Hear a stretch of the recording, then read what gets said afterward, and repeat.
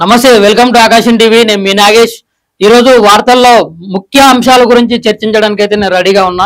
అసలు ఏమేమి ఉన్నాయో తెలుసుకుందాం. బీఆర్ఎస్ పాలనలో తెలంగాణ అప్పుల కుప్పగా మారింది. బీజేపీ ఎమ్మెల్యే ఏలేటి మహేశ్వర్ రెడ్డి గారు బీఆర్ఎస్ పాలనలో అప్పుల కుప్పగా మారినప్పుడు అసలు మరి ఎన్ని అప్పులైన ఏందనేది మాత్రం లెక్క అయితే వస్తుంది. కానీ దేనికి అప్పు చేశారు, అసలు దేనికి ఉపయోగించారు, అసలు ప్రజలకి ఎంతవరకు ఆ అప్పులు చేసి ఎంతవరకు ఉపయోగపడ్డాయి అనేది మరి మీరు నిరూపించాలి కదా. సెంట్రల్లో మీరే ఉంటుంది, మీరు నిరూపించాలి కదా ఎన్ని అప్పులైన ఏందనేది. ఇంకా విషయాలు చూసుకున్నట్లయితే రైతులకు కేంద్రం 25,000కు పైగా ఇస్తోందన్న మహేశ్వర్ రెడ్డి. న్యాయపరంగా తెలంగాణకు రావాల్సిన నిధులు కేంద్రం ఇచ్చిందని స్పష్టీకరణ. మోటార్లకు మీటర్లు పెట్టమని కేంద్రం చెప్పిందని హరీష్ రావు అబద్ధాలు చెప్పారని మండిపాటు. ఇక్కడ చూడండి, మోటార్లకు మీటర్లు రైతులకు కేంద్రం 25,000కు పైగా ఇస్తుందని చెప్పేసి చెప్తా ఉన్నారు. మరి 25,000కు పైగా వచ్చినట్లయితే మరి సెంట్రల్ నుంచి స్టేట్కి వచ్చేసరికి మరి ఎవరు తింటున్నారు? అది ఎక్కడ పోతున్నాయి? మరి 25,000 ఎక్కడ పోతున్నాయి? ఇక్కడ మోటార్లకు మీటర్లు హరీష్ రావు మోటార్లకు ఖచ్చితంగా మీటర్లు పెట్టాలని చెప్పేసి చెప్తా ఉన్నారట. ఇక్కడ మరో వార్త చూసుకున్నట్లయితే బీజేపీ బీఆర్ఎస్ ప్రభుత్వాలపై ఉత్తమ్ కుమార్ రెడ్డి ఆగ్రహం. ఎందుకంత ఆగ్రహం అయిందో తెలుసుకుందాం. బీజేపీ బీఆర్ఎస్ ప్రభుత్వాలు ప్రజలకు ఉచిత బియ్యం మాత్రమే ఇచ్చాయన్న ఉత్తమ్ కుమార్ రెడ్డి. అంటే బీజేపీ బీఆర్ఎస్ ప్రభుత్వాలు ఉచిత బియ్యం మాత్రమే ఇచ్చినాయి అంట. అంటే ఇంకా ఏమి ఇవ్వాలి మరి? ముఖ్యంగా ఉచిత బియ్యం ఇవ్వటం వల్ల సామాన్యులకి చాలా మేలు చేసినట్లు అవుతుంది. ఇది ఉచిత బియ్యం అనే విషయంలో ఇప్పుడు దళారీలకి వాళ్ళకి ఏం ఉపయోగపడుతుంది? ఏం ఉపయోగపడదు. సామాన్య ప్రజలకి మంచిగా ఉపయోగపడే పథకం అంటే ఇది బియ్యం. కాంగ్రెస్ ప్రభుత్వం బియ్యంతో పాటు కొన్ని నిత్యావసర సరుకులు ఇచ్చిందని వ్యాఖ్య. ఫస్ట్ బియ్యం వచ్చింది, తర్వాత దాంట్లో నిత్యావసర సరుకులు, అది కూడా మినిమం ఇంత రేట్ అని చెప్పేసి ఏం పుక్యానికి అయితే ఏమి ఇవ్వలేదు. మామూలుగా దానికి ఎంతైతే ఎంఆర్పి ఉందో దాని ప్రకారంగా చేశారు. అదొక బిజినెస్ మాత్రం అయింది, కానీ మీరేదో పుక్యానికి ఇచ్చారని మాత్రం చెప్పుకోకండి. పౌర సరఫరా శాఖకు బియ్యంపై రాయితీ నిధులకు రాష్ట్ర ప్రభుత్వం చెల్లించలేదని విమర్శ. బీజేపీ బీఆర్ఎస్ ప్రభుత్వాలు ప్రజలకు ఉచిత బియ్యం మాత్రమే ఇచ్చాయని, కానీ కాంగ్రెస్ ప్రభుత్వం బియ్యంతో పాటు కొన్ని నిత్యావసర సరుకులు కూడా ఇచ్చిందన్న మంత్రి ఉత్తమ్ కుమార్ రెడ్డి అన్నారు. పౌర సరఫరాల శాఖ 56,000 అప్పుల్లో ఉన్నట్లు తెలిపారు. పౌర సరఫరాల శాఖకు బియ్యంపై రాయితీ నిధులను రాష్ట్ర ప్రభుత్వం చెల్లించలేదని మండిపడ్డారు. ధాన్యం డబ్బులను కేంద్ర ప్రభుత్వం సకాలంలో చెల్లించలేదని విమర్శించారు. ఇక్కడ మరింకో వార్త చూసుకున్నట్లయితే కాళేశ్వరం ప్రాజెక్టును 80,000 కోట్లతో కట్టాలని చెప్పడం అబద్ధం. రేవంత్ రెడ్డి కాళేశ్వరం కార్పొరేషన్ రుణమే 97,448 కోట్లు మంజూరైందన్న రేవంత్ రెడ్డి. మరి 80,000 ఎక్కడ, 97,000 ఎక్కడ? అంటే ఇవి వేల కోట్లు. ఇక్కడ ఏంటంటే మన కళ్ళ ముందు ఏంటంటే ఏడ 80 అని అంకేశారు, ఏడ 97,448 అని చెప్పేసి చెప్తా ఉన్నారు. ప్రభుత్వం పెట్టిన ఖర్చు, తెచ్చిన రుణాలు కలిపితే అసలు లెక్క తేలుతుందని వ్యాఖ్య. అంటే ప్రభుత్వం ఎంత ఖర్చు పెట్టింది, మన బీఆర్ఎస్ ప్రభుత్వం ఆ ప్రాజెక్టు మీద ఎంత అయితే ఖర్చు పెట్టింది, ఎంత ఏంటంటే 10 కుక్కలు తిన్నారు. ఒక ప్రాజెక్ట్ అని పేరు చెప్పుకొని ఆ ప్రాజెక్ట్ అడ్డు పెట్టుకొని 10 కుక్కలు తిన్నారు. ఎక్కడోళ్ళు అక్కడ మొత్తం తిన్నారనమాట. మరి అసలు దాని గురించి ఎంత అప్పు తీసుకొచ్చిండ్రు, ఎంత అప్పు అయింది, అసలు ఎవరెవరికి ఎంత ఇచ్చారు, అసలు దాంట్లో అసలు ప్రతి రూపాయితో సహా లెక్క అడిగితే ఎవరి దగ్గర లెక్క ఉండదు. కానీ ఇప్పుడు వచ్చినటువంటి కాంగ్రెస్ ప్రభుత్వం, మన రేవంత్ రెడ్డి గారు ఖచ్చితంగా కూడా దీని మీద సీరియస్ గా తీసుకొని ఈ విషయాన్ని సీరియస్ గా తీసుకొని ఆ లెక్కలేందో బయటికి తేల్చాలని కోరుతా ఉన్నా. కాళేశ్వరం నీటితో వ్యాపారం చేశామని చెప్పి మరీ అప్పులు తీసుకొచ్చారన్న రేవంత్ రెడ్డి. అప్పులు తీసుకొచ్చారు, వాళ్ళు అవినీతి చేశారు. మీరు వాళ్ళు ఏం అవినీతి చేశారని చెప్పడం కాదు, నిరూపించడం ముఖ్యం అన్నమాట. అది మీరు రేవంత్ రెడ్డి గారు మీరు నిరూపించే ప్రయత్నం చేయండి. ఇక్కడ నిన్న కూడా మనం మాట్లాడుకున్నాం, మాటల యుద్ధం ఎవరెవరి మధ్య, అసెంబ్లీలో రాజగోపాల్ రెడ్డి హరీష్ రావు మధ్య మాటల యుద్ధం. హరీష్ ఎంత బాగా పనిచేసినా కేసీఆర్ సీఎం పదవి ఎవరన్నా రాజగోపాల్ రెడ్డి. ఇప్పుడు అది కుటుంబంలోని విషయం. ఇప్పుడు అసలు మెయిన్ బీఆర్ఎస్ పార్టీ బొంద పెట్టడానికి కారణం ఏంటంటే ఇది ఒక కుటుంబ పాలన చేస్తున్నారు, ఇది ఒక గడిల పాలన చేస్తున్నారు అని చెప్పేసి ఇప్పుడు కాంగ్రెస్ ప్రభుత్వం వచ్చిన 2 రోజుల నుంచే ప్రజాపాలన మొదలైందని చెప్తా ఉన్నారు. అంటే 2 రోజుల్లోనే, ఒక వారం రోజుల్లోనే, ఒక నెల రోజుల్లోనే ఏమి మనం అయితే డిసైడ్ చేయలేం. ఏ పార్టీని కూడా మనం తప్పు, ఏ ప్రభుత్వాన్ని కూడా మనం తప్పు పట్టే పరిస్థితి అయితే ఉండదు. దాన్ని ఇంకా కొంచెం టైం ఇచ్చి ఒక 6 నెలలు, ఒక ఏడాది పూర్తయితే కానీ ఏ ప్రభుత్వ పాలన ఎట్లుంది అనేది మనం అంచనా వేయడానికి అయితే ఉంటది. ఇప్పుడు ఇక్కడ చూసుకున్నట్లయితే ఎంత ఎంత బాగా పని చేసినా సీఎం పదవి ఇయ్యారంట. సీఎం పదవి కోసం ఆడ కేటీఆర్ పోట్లాడుతూ ఉండు. అవసరమైతే కేటీఆర్ వాళ్ళ తండ్రి కేసీఆర్ అడ్డున్నా అని చెప్పేసి ఇంకా బయటకు వచ్చినటువంటి వార్త ఏంటంటే, మన కేసీఆర్ ని కేటీఆర్ నెట్టేసిండు, కింద పడేసిండు, అడ్డు తొలగించుకోవాలనుకుంటుండు, కేటీఆర్ సీఎం కావాలనుకుంటుండు అని చెప్పేసి ఆరోపణలు అయితే వచ్చినాయి. ఇది ఎంతవరకు వాస్తవం, ఎంతవరకు వాస్తవం కాదనేది అయితే మనకి పూర్తిగా తెలియదు. కాబట్టి సో మనం ఆ విషయం గురించి మాట్లాడొద్దు. 50 కోట్లు ఇచ్చి పిసిసి పదవి కొనుక్కోవాల్సిన కర్మ మాకు లేదన్న హరీష్. 50 కోట్లు ఇచ్చి పిసిసి పదవి కొనుక్కోవాలన్న హరీష్ అంట. హరీష్ వ్యాఖ్యలను రికార్డుల నుంచి తొలగించిన స్పీకర్. హరీష్ వ్యాఖ్యలను రికార్డుల నుంచే తొలగించారంట. అంటే అంతగానో ఏం వ్యాఖ్యలు చేసిండో మరి అది మీకు అందరికి తెలుసు ప్రజలారా, అది ఒకసారి గమనించండి. దొంగలు. బీజేపీ పెద్ద తలకాయల్ని ఓడించింది మేమే. ఖర్గే తనయుడికి కేటీఆర్ కౌంటర్. కేటీఆర్ కూడా బీజేపీని అనుసరిస్తున్నట్లుగా కనిపిస్తోందని ప్రియాంక్ ఖర్గే ఆరోపణ.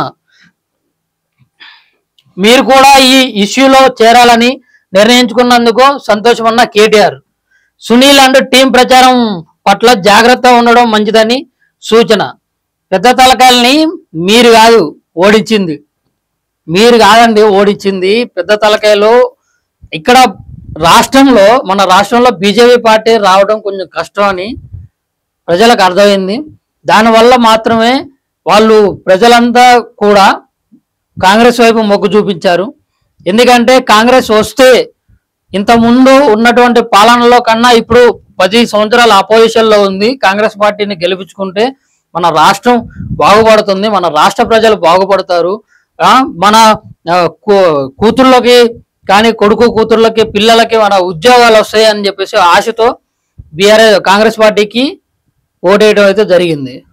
ఇక్కడ ఇంకో వార్త చూసుకున్నట్లయితే, శ్వేతపత్రాన్ని ఏపీ రిటైర్డ్ అధికారులతో తయారు చేయించారు హరీష్ రావు. గత ప్రభుత్వానికి వ్యతిరేకంగా నివేదిక తయారు చేయించారన్న హరీష్ రావు. కరోనా కారణంగా ఎక్కువ అప్పులు తీసుకోవడానికి కేంద్రం అనుమతించిందని వెల్లడి. కేంద్రం గురించి నిధులు రానందువల్ల ఇబ్బంది కలిగిందని విమర్శ. కేంద్రం నుంచి నిధులు రావడం వల్ల ఇబ్బంది కలిగిందంట. కేంద్రం నుంచి ఖచ్చితంగా నిధులు వస్తూనే ఉంటాయి ప్రజలారా. వీళ్ళు ఏంటంటే మొత్తం దొంగ లెక్కలు చూపించారు బీఆర్ఎస్ పార్టీ. బీఆర్ఎస్ ప్రభుత్వం అసలు మీరు చూశారు. ఎందుకంటే ప్రభుత్వం నుంచి వచ్చినవి కూడా మేమే చేసినాం అని చెప్పి డప్పు కొట్టుకున్నటువంటి వీళ్ళు ఇంకా నిధులు రాలేదని చెప్తా ఉన్నారు. రైట్, ఇది చాలా ఇంపార్టెంట్ వార్త అయితే మనకు వచ్చింది. అండ్ ఇంకోటి తెలంగాణ అప్పు, మన తెలంగాణ రాష్ట్రం మొత్తం అప్పు కూడా 6,71,757 కోట్లు ఉప ముఖ్యమంత్రి బట్టి విక్రమార్క తేల్చి చెప్పారనమాట. 2014లో రూ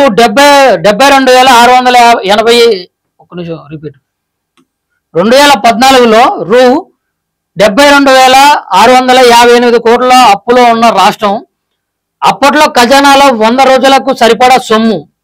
ప్రస్తుతం రోజు ఖర్చులకు ఆర్బీఐ ఆధారపడాల్సి వస్తుంది.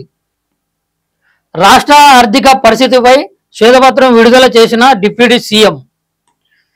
ఇది చాలా ఇంపార్టెంట్ న్యూస్ అండి. ఇది ఇప్పుడు మన తెలంగాణ వచ్చిన తర్వాత ఎంతుండే? 72,658 రూపాయలు ఉండే. ఇప్పుడు ప్రస్తుత అప్పు తెలంగాణ వచ్చి 10 సంవత్సరాల పాలనలో బీఆర్ఎస్ పార్టీ చేసిన అప్పు ఏంటంటే 6,71,757 కోట్లు అప్పు చేసింది. అంటే ఇప్పుడు ఉన్నటువంటి ప్రజలందరికీ కూడా ఒక లక్ష నుంచి 1,50,000 వరకు సుమారు అప్పు ఉన్నట్లు, మనం అప్పులు ఉన్నట్లు తెలంగాణ ప్రజలందరూ కూడా నాకేం అప్పు లేదు, మేము చాలా మంచిగా ప్రశాంతంగా బతుకుతున్నాం అనుకుంటున్నారు. కాబట్టి ఇది ఖచ్చితంగా ఈ అప్పు అనే విషయం ఖచ్చితంగా సామాన్య ప్రజల మీదే పడుతుంది ప్రజలారా. అండ్ ఏంటంటే ఇప్పుడు పుట్టబోయే పిల్లలకు కూడా 1,00,000 రూపాయలు అప్పుతోనే పుడుతున్నారు. మన తెలంగాణ రాష్ట్రం ఎక్కడి నుంచి ఎక్కడ పోయింది అంటే పాట ఉంది కదా, ఏమైపోతున్నదో తెలంగాణ అని చెప్పేసి, ఎవడెళ్తున్నాడు అన్నట్లు అయిపోయింది తెలంగాణ పరిస్థితి. ఇప్పుడు ప్రస్తుతం రోజు ఖర్చులకు ఆర్బీఐ పై ఆధారపడాల్సి వస్తుందంట. ప్రస్తుతం రోజు అంటే ప్రభుత్వాన్ని నడిపించడానికి రోజు ఖర్చుల కోసం ఆర్బీఐ పైన ఆధారపడాల్సినటువంటి దుస్థితి మన తెలంగాణ రాష్ట్రానికి వచ్చింది. ఈ నెల 28 నుంచే 500 రూపాయలకు గ్యాస్ మహాలక్ష్మి పథకం కింద అందజేస్తున్నామన్న ప్రభుత్వం. కాంగ్రెస్ పార్టీ ఆవిర్భావ దినోత్సవ కానుకగా ఏర్పాట్లు గైడ్ లైన్స్ సిద్ధం చేస్తున్న సివిల్ సప్లై శాఖ అధికారులు. ఇది ఒక మహాలక్ష్మి పథకం కింద మీకు ఒక ముఖ్యంగా లేడీస్కి అయితే, ముఖ్యంగా మహిళలకైతే ఒక గుడ్ న్యూస్ అని చెప్పొచ్చు. ఎందుకంటే మెయిన్గా వంట గ్యాస్ వల్ల చాలా ఇబ్బందులు పడ్డారు గత ప్రభుత్వం ఉన్నప్పుడు. కానీ ఇప్పుడు కాంగ్రెస్ పార్టీ ఖచ్చితంగా మీ ఇంటి వద్దకే వచ్చి చేస్తుందండి. ఇప్పుడు మామూలుగా కేవైసీలు అని చెప్పేసి మీరు నెట్ సెంటర్ల దగ్గరికి ఇట్లా ఆఫీసుల దగ్గరికి మీరు బారులు తీరాల్సిన అవసరం అయితే లేదు. ఖచ్చితంగా కాంగ్రెస్ ప్రభుత్వం ఇంటింటికి వచ్చి ఎంక్వైరీ చేసుకొని ఎవరికైతే గ్యాస్ బిల్లు ఉందో వాళ్ళకి ఖచ్చితంగా చెక్ చేసి ఎవరైతే అర్హులు ఉన్నారో వాళ్ళందరికి కూడా ఈ గ్యాస్ ఖచ్చితంగా ఇస్తుందని చెప్పేసి నమ్ముతా ఉన్నా. ఇక్కడ కాంగ్రెస్ పార్టీ ఆవిర్భావ దినోత్సవ కానుకగా ఏర్పాట్లు అంట. ఇక్కడ ఇంకో వార్త చూసుకుందాం.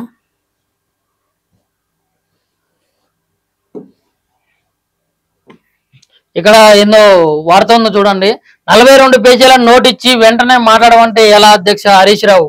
ఆర్థిక పరిస్థితిపై శ్వేతపత్రాన్ని విడుదల చేసిన మల్లు బట్టి మాట్లాడేందుకు తొలుత హరీష్ రావుకు అవకాశం ఇచ్చిన స్పీకర్.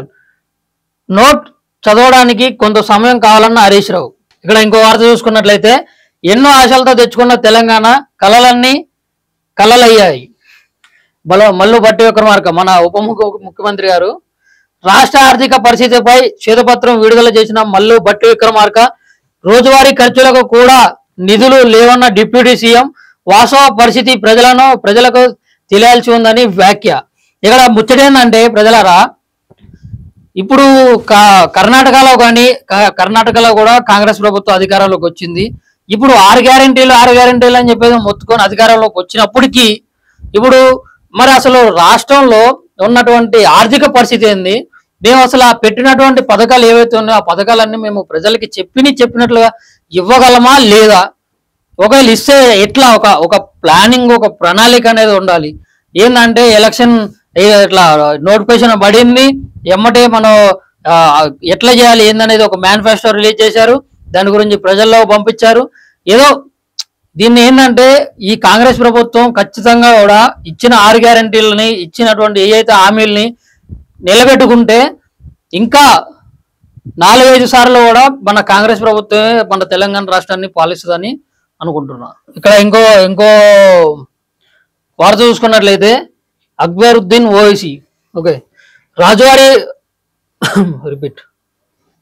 రోజువారీ ఖర్చులకు డబ్బులు లేవని చెప్పడం ద్వారా ఏం సందేశం ఇవ్వాలనుకుంటున్నారు. ప్రభుత్వంపై అక్బరుద్దీన్ ఫైర్.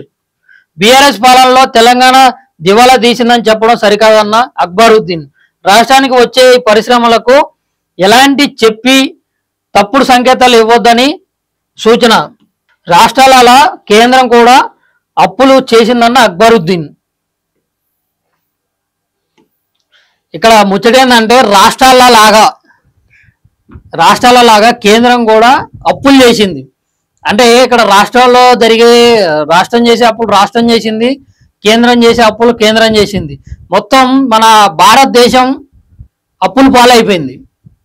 కానీ ఖచ్చితంగా మన నరేంద్ర మోడీ గారు కంపల్సరీ కూడా మన ఆర్థిక వ్యవస్థ ఎట్లా పెరుగుతుంది, మళ్ళీ అసలు దాన్ని పెంచే విధంగా అయితే ఖచ్చితంగా ప్లాన్ చేసి ముందుకెళ్తారు.